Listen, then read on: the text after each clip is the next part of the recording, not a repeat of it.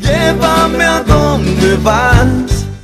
Era muy esperada para nosotros esta victoria. Y justamente el más asediado, el más fotografiado, fue por muchos años el más vilipendiado, el buleado, pobre Oscar Tacuara Cardoso, quien agradeció el apoyo con cierta incomodidad primero por las duras críticas que recibió en estos últimos 7 años en realidad.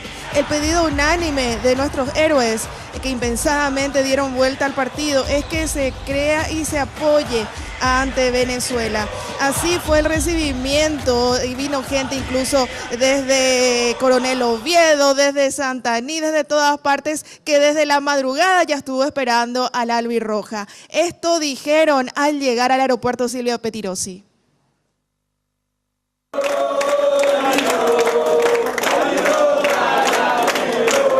Agradecido a todos, agradecido.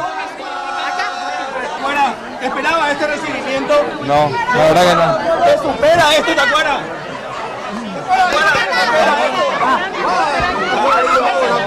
Gracias a Dios lo hice. Hiciste ese trabajo, ¿eh? Claro. ¿Cómo, Tacuara? ¿Se viene otro gol en el próximo partido? Ojalá, Dios quiera. No, yo soy hincha de Lucas, yo soy hincha del partido luqueño, pero siempre fui tacuarita de que empezó a... Siempre le banqué, siempre. Tanta alegría a los paraguayos, ¿eh? Sí, la verdad que muy contento por haber podido ayudar con los 3 puntos. Bueno, ¿qué sentiste en ese gol? Mucha alegría, sobre todo por haber hecho feliz a todo un país. No, que vaya a apoyar el martes, no hay otra. Apoyar el martes y el que va a ir, que vaya a apoyar nada más. Impresionante, Anthony. ¿Qué sintieron cuando Colombia anota ese gol? No se perdió la fe en ningún momento. No, ninguna. Siempre intentamos hasta el final y bueno, es algo que nos caracteriza a todos los paraguayos. Ahí está, excelente bienvenida que tuvieron los integrantes de la selección paraguaya de fútbol y una... Llévame a donde vas.